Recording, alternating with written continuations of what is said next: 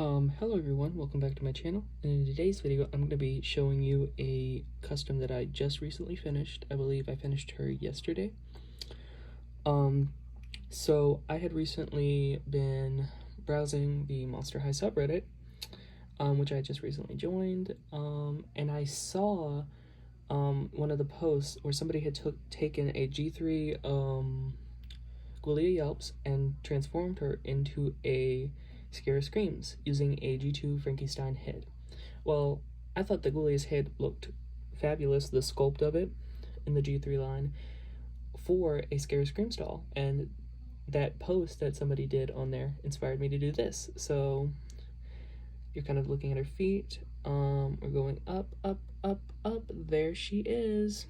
She is a fully hand-painted, customized doll.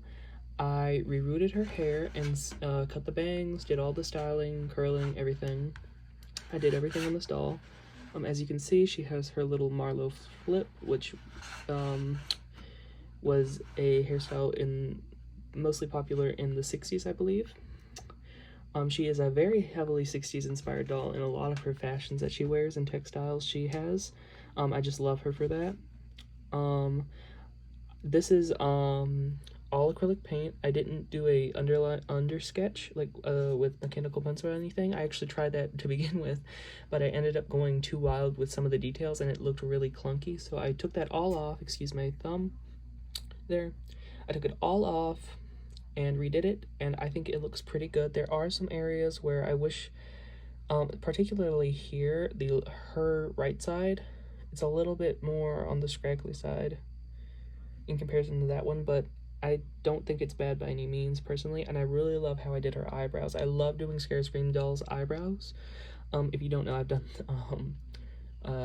one custom and one restoration on a Scarah Screams doll, and it involved painting these gorgeous eyebrows, which a lot of her original dolls didn't capture well, in my opinion.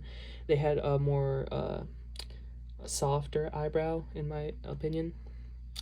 Her outfit is something I'm really proud of. I completely hand-sewed this no sewing machine. I don't own one and don't plan on buying one anytime soon, so I hand-sewed this all by, well, hand.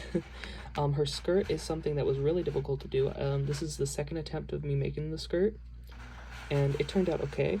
The material is good. It's a pleather material, which was a skirt was originally made of a pleather type material, but this one is a bit thicker than hers that was on the original doll, so if you position it a certain way, it'll be very bulky, but if it's lower down, like here, where it is right now, it looks pretty good. And from the back, as you can see, that's from just the material itself being a bit more on the bulky side. I would have loved for that to have been more flush to the doll, but that's just not possible with this. I put snaps on the back to where it is fully removable. This doll can be dressed, redressed, etc. Same with the top. I completely hand-sewed the top. That was quite fun to do. This is the first time me ever sewing a top like this, which was very interesting. And I also added a snap on the back and then a button at top because I ran out of snaps. Her headband is just the same material that is her belt, which I didn't make it removable. I was considering making it removable, but that would have almost certainly made it more clunky towards the bottom. So I just decided to not do that and just make like a faux belt. I also added little belt loops, which are not functional, but I did try and sew them to where this can still be moved up and down if you move it well enough. I don't know if it really worked that well, but I think it looks cute. Her headband is, like I said, the same material as this, and I tried to paint it as close in colors as I possibly could because paint dries, especially acrylic, really fast. So I had to keep mixing the paint, which was a little bit annoying. I also made it to where this is removable. It's an elastic in the back and it's very secure. Her hair fiber that I used was Kanekalon braiding hair, a fiber that you see me use quite often on my channel. Excuse me, I'm just grabbing the phone. It was a little bit difficult to curl, I'm not gonna lie, but this hair fiber takes curl very well and it stays. it just locks into place essentially. So this doll's hair is probably not going anywhere for many, many years, if not forever. Her bangs are something that at first I wasn't that happy about because of the little middle part. I wanted them to be more center like that, but it's kind of growing on me, and I think it looks cute. It's just the way I rooted her hair. I didn't make any special rooting pattern for her bangs, so that's probably why they're stuck out like that. I have boil washed it. That's the way it naturally wants to go, and I'm just gonna let it do its thing like that. I think it looks cute anyways. It's growing on me. Her earrings are from a vintage 80s Barbie that, she was missing an earring. I have 3 of that doll already. So I used one of her ring and one of her earrings to make a set of earrings, and they're getting more use out of this than they did on that doll. Plus, I didn't want to leave her with just holes in her ears, you know? Even though the original Scarah Screams doll didn't have piercings, this doll does, and she's a custom of the J3 doll, so, you know, it works. And her shoes are, I was trying to make her shoes.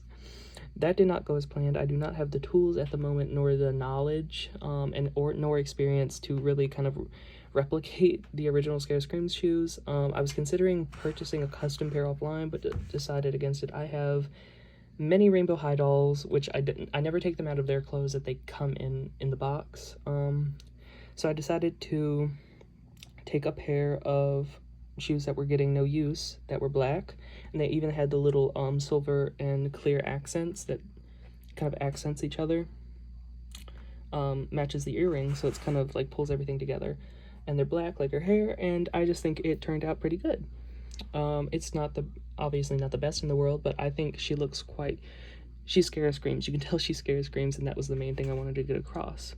I even painted some little stitches here to kind of mimic hemming, because this fabric is really hard to manipulate, so stitching that would have been like really hard for hemming, but plus it was already so clean, I decided against it and added that.